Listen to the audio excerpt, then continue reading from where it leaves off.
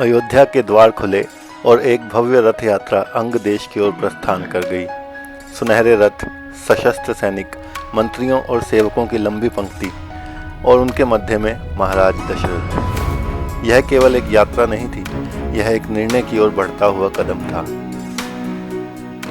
रथ के भीतर बैठे दशरथ के मन में एक तूफान था। अश्वमेध यज्ञ, क्या यही एकमात्र मार्ग है? एक पुत्र की प्राप्ति के लिए क्या इतने प्राणों को संकट में डालना उचित है? सुमंत्र अपना रथ दशरथ के समीप लाए। महाराज, यह सत्य है कि यह यज्ञ संघर्ष को जन्म दे सकता है, परंतु एक राजा का कर्तव्य केवल वर्तमान नहीं, भविष्य को भी सुरक्षित करना है। दशरथ की आंखें दूर क्षितिज पर टिक गईं। क्या धर्म इतना कठोर है कि वह प्राणों की आहुति मांगे? क्या एक उत्तराधिकारी के लिए इतना मूल्य चुकाना आवश्यक है? सुमंत्र ने उत्तर दिया, सभी समझते हैं कि यह कोई व्यक्तिगत इच्छा नहीं है, न ही यह किसी स्वार्थ का परिणाम है।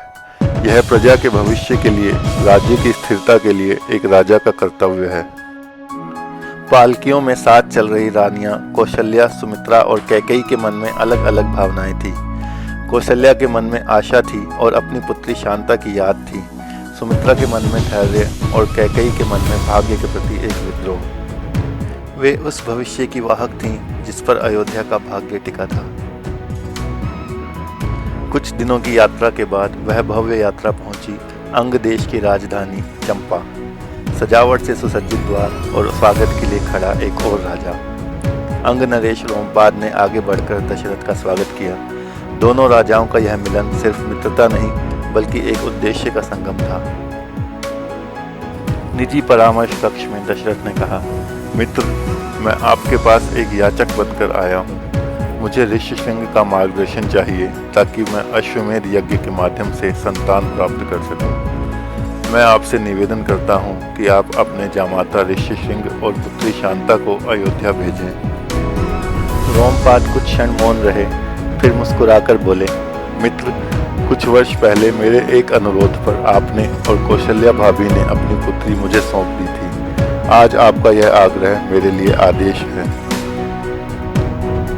ऋष्यशृंग और शांता को कक्ष में बुलाया गया। दशरथ दोनों से प्रेम से मिले और अपनी बात रखी। उन दोनों ने भी इस कर्तव्य को स्वीकार किया। दशरथ की खुशी का ठिकाना नहीं था।